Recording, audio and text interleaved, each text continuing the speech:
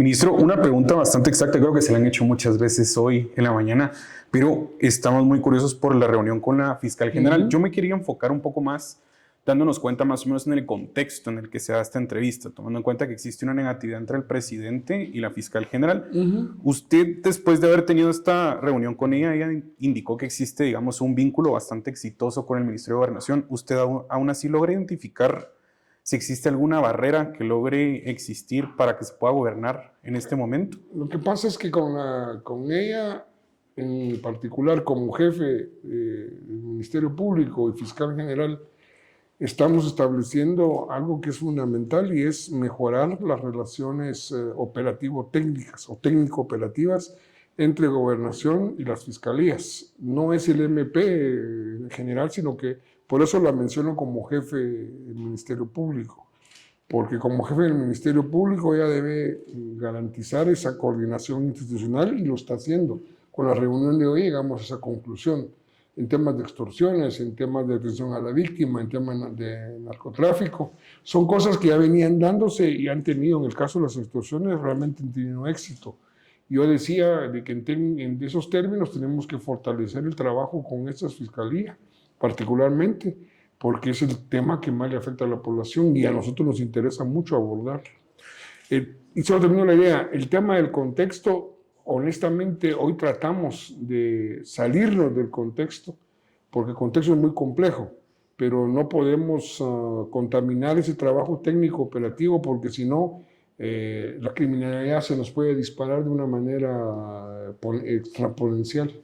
Claro, hablando un poco sobre las extorsiones, hemos visto que bastante del trabajo está siendo enfocado en este momento, pero también se logra identificar que existe un problema de correlaciones. Alrededor de 200 departamentos están siendo afectados y creo que es bastante obvio que usted lo ha indicado que la mayoría de extorsiones provienen de las cárceles. Estamos viendo también que existe bastante trabajo referente a las requisas. Sin embargo, bueno, yo logro identificar, hemos visto el equipo que usan para hacer las extorsiones. Hay routers, computadoras, televisores y todo eso. Pues, nosotros se logra identificar o se logra evidenciar que existe un vínculo o tal vez existe algún filtro de seguridad que nos está pasando. Me imagino que ustedes ya lo identificaron, pero ¿de qué forma se deduce a un responsable? ¿Qué pena se enfrenta a este responsable? ¿Y de qué forma están buscando ustedes prevenir que esto pase? Es obvio que hay, digamos, un control muy débil y es obvio que los guardias penitenciarios están en la jugada de la corrupción, permitiendo el ingreso de todos estos equipos. No sabría decirte cuáles son las consecuencias penales porque no soy abogado y no tengo ese dato a la mano. Pero lo que sí te puedo decir es que es un fenómeno que hay varias formas de afrontarlo. Uno de ellos es lo que estamos haciendo, pero no es exclusivamente. Este es el inicio para plantear una nueva gestión penitenciaria, donde vamos a convocar a nuevos guardias penitenciarios. Vamos a ser contundentes cuando encontremos situaciones que podamos manejar, como pasó precisamente en la costa, donde se descubrió que un subdirector era el que promovía de una manera ilegal la trata de personas, prostituyendo a privadas de libertad mujeres, y fue despedido y consignado inmediatamente. Lo que sucede es que para llegar a esto tenemos que generar un proceso de investigación y esto va a llevar su tiempo. Pero el compromiso, ¿por qué las requisas? Porque las requisas, el primero hasta el tercer día después de la requisa, las extorsiones bajan. Y es porque ya no tienen teléfonos, es porque ya no tienen acceso a internet. Entonces, nuestra cuestión es, si ese es un mecanismo que tiene ese resultado, vamos a seguir haciendo requisas. Aquí nosotros no nos vamos a cansar. ¿Por qué razón? Porque nos da resultados, pero tiene un elemento añadido, y es que estamos haciendo el conteo de privados de libertad para tener claro, digamos, quiénes y cuántos están en las cárceles. Esto no lo vamos a hacer solo en estas cárceles principales, vamos a ir a todas las cárceles del país y quizá en aquellas más pequeñas vamos a poder aplicar más fácilmente el tema de los controles, pero hay otro tema paralelo, hay otros dos temas paralelos. Tenemos que empezar con el proceso de eliminar el hacinamiento que hay en las cárceles, que es parte del problema. Uno de ellos es que vamos a construir una cárcel que ya está en proceso, que dejó el gobierno anterior implementando un préstamo del Banco Centroamericano de Desarrollo, y la planificación de otras cárceles más que nos den por lo menos, al final del gobierno, por lo menos 9,000 plazas nuevas de privados, y donde vamos a hacer una selección de los privados de libertad que más impactan en la criminalidad y tenerlos en esas cárceles. Esta nueva cárcel va a aplicar lo que se llama el nuevo modelo, que es un modelo, digamos, que respeta todas las condiciones de los estándares internacionales con los privados de libertad, pero que tiene un elemento importante, y es el elemento importante de tener un mayor control, mayor, digamos, restricciones de los privados de libertad. Aquí quiero mandar un mensaje a tu público, y es que efectivamente es importante señalar que nosotros vemos la seguridad con respeto a los derechos humanos, pero eso no significa no ser contundentes con la aplicación de la ley.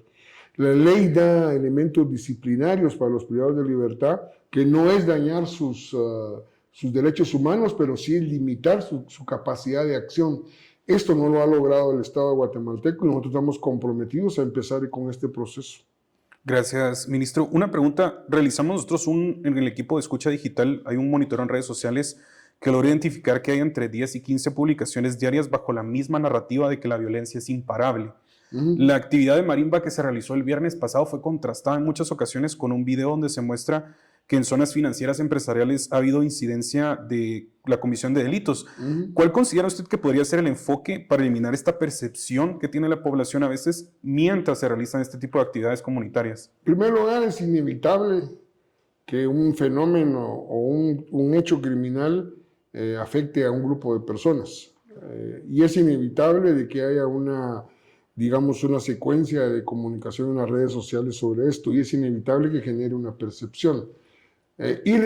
¿Cómo resolver eso? No hay manera de resolverlo, porque a mí ni me pasa por la mente utilizar algún mecanismo de ir bloqueando o de ir limitando eso, no. Claro.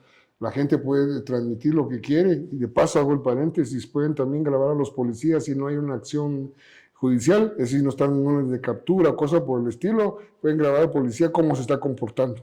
Mando ese mensaje porque es un mensaje muy importante para los policías, sobre todo. Cierro el paréntesis. Entonces, si no podemos hacer nada, el único camino que tenemos es seguir trabajando con acciones concretas. Es el único camino, porque la percepción tiene que ser superada con acciones que generen una percepción positiva. Esto no lo podemos resolver de la noche a la mañana.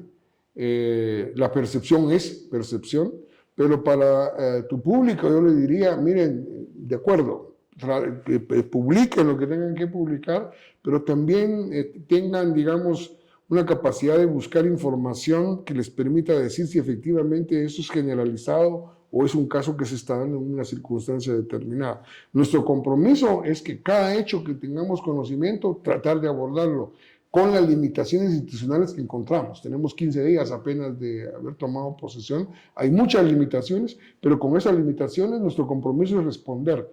Pero digamos, si las redes publican esto, bueno, hay que tener paciencia y trabajar duro. Claro, gracias, ministro. ¿Usted tiene alguna estrategia para abordar las causas subyacentes de la violencia en el país, tomando en cuenta que hasta el 2022 existían entre 23 y 24 agentes por cada 100,000 habitantes? Aproximadamente un 55% únicamente patrullaba las calles. Sí, no, el problema que tenemos es que de los 42,000 aproximadamente policías, efectivamente son aproximadamente como unos 28,000 que en la práctica están en las calles, y a veces divididos por turnos. Este es un déficit de elementos policiales. A finales de febrero se van a graduar 2,300 nuevos agentes. El compromiso del gobierno del presidente Arévalo y mío es lograr que al final de gobierno subamos en 12,000 el tema, pero digamos materialmente es muy complejo decir que vamos a aumentar de una manera considerable la fuerza policial. Aquí entonces tenemos que apostarle a otros temas que tienen que ver con movilidad, que tiene que ver con capacitación y que tiene que ver también con medidas preventivas para poder ir reduciendo el tema de la violencia y de la delincuencia. El problema también es que hay un tema que sobrepasa nuestras funciones, y es que el factor causal de la violencia también es social, también es cultural, en términos de que nuestro país vive en una circunstancia donde no hemos superado la violencia como mecanismo de solucionar nuestros conflictos, incluso personales. Por eso es que la violencia intrafamiliar es muy fuerte, porque es una manera de resolver un conflicto entre una pareja, por ejemplo, donde está de por medio la violencia. De eso tenemos que hacer un trabajo muy fuerte en prevención, pero también trabajar en el ámbito social, que no es, digamos, nuestra área de competencia. Claro, ministro, y en términos de prevención también, desde su ministerio, ¿cómo se puede abordar las causas también del narcotráfico en Guatemala, sabiendo que es un área tan estratégica para el traspaso? El problema del narcotráfico es que su causa es el dinero. Es decir, el narcotraficante no trafica o trasiega droga porque le gusta o porque es una buena actividad, es porque gana mucho dinero. Entonces, tenemos que cambiar el enfoque del abordaje de la criminalidad organizada, tanto narcotráfico como extorsión, tratando de promover normativas que permitan un mayor control del lavado de activos y cómo afectar precisamente el tema económico. En ese sentido, vamos a fortalecer las unidades de lavado de activos. Tanto en Fiscalía estamos pidiendo ese tema como nosotros, comunidad policial, para entrar a ese tema. Si lográramos en el mediano y largo plazo afectar el bolsillo de los narcotraficantes, el tema cambiaría. Ahora, es muy importante entender que el fenómeno tiene dos dimensiones: el trasiego, que es la droga que va para el norte, pero el impacto que tiene, y esa es la segunda cosa, en ese dinero que ganan los que trasiegan, cómo lo utilizan en el país. Algunos lo quieren lavar, pero para lavar necesitan de estructuras criminales y de alguna manera vinculados a negocios del Estado. Es ahí donde la corrupción juega también un papel importante, porque hay muchos grupos de narcotraficantes que quieren negocios con el Estado para poder lavar activos. Entonces tenemos que entrarle a ese tema como Estado, precisamente para poder ir cerrando los espacios a la actividad del narcotráfico. Y el otro tema es que también tenemos que, y por eso las capturas de ayer en la mañana van en esa dirección, también empezar a desmantelar las estructuras que se dedican al narcomenudeo. Porque si bien todavía no es un problema, digamos, endémico en el país como en otras partes del mundo, podemos llegar a eso, y la única cuestión es enfrentar esas estructuras. Y la estructura que ayer se tuvieron 7 detenciones va en esa lógica. Gracias. Para finalizar, ministro, como le mencioné anteriormente, es un canal bastante joven, y también cuando estuvimos haciendo el monitoreo de las preguntas, hay, digamos, hasta el momento un cierto desprecio hacia las fuerzas de seguridad debido a diferentes situaciones, Sí, claro, como extorsiones, abuso de autoridad, intimidaciones también. ¿Cómo planea que la administración pueda garantizar que los derechos de los ciudadanos sean respetados y protegidos? Aquí hay varias cosas. Primero, vamos a hacer una reestructura interna que nos permita desmantelar aquellas unidades que están más que probado de que están involucrados, por ejemplo, en el tema de la extorsión a los migrantes. Claro. Pero hay otro problema muy importante, y otro problema ha sido el tema de los operativos, donde sobre todo los jóvenes los fines de semana les sacan cuantiosas cantidades de dinero, aunque los jóvenes no necesariamente van ebrios. Primero, claro, decir de que si vas a beber, no manejes. O sea, no le des lugar a la gente, a la autoridad, a que te identifiquen con un delito o una falta.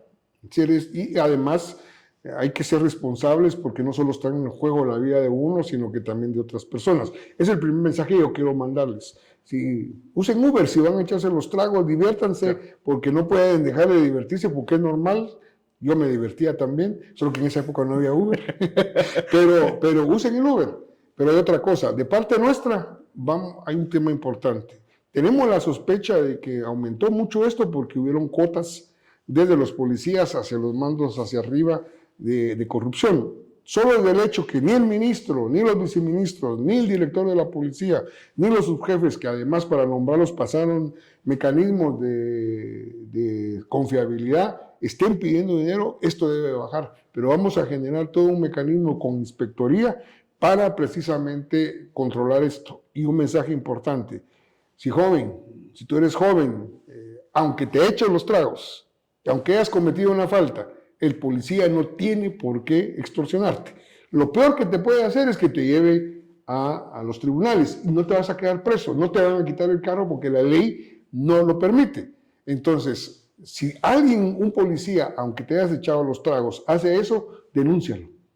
y nosotros nos vamos a encargar de procedimientos adecuados porque no es correcto, no es justo que la gente salga a divertirse, que todos tenemos derecho de hacerlo y que tengamos que tener el miedo que al regresar a la casa nos va a parar la policía y en lugar de ayudarnos, en lugar de decirnos, mire, yo lo ayudo a llevarse a su casa porque está ebrio, lo que están haciendo es extorsionarnos. Eso es un compromiso que yo hago y que estamos ya empezando a trabajar sobre esto para poder afrontarlo.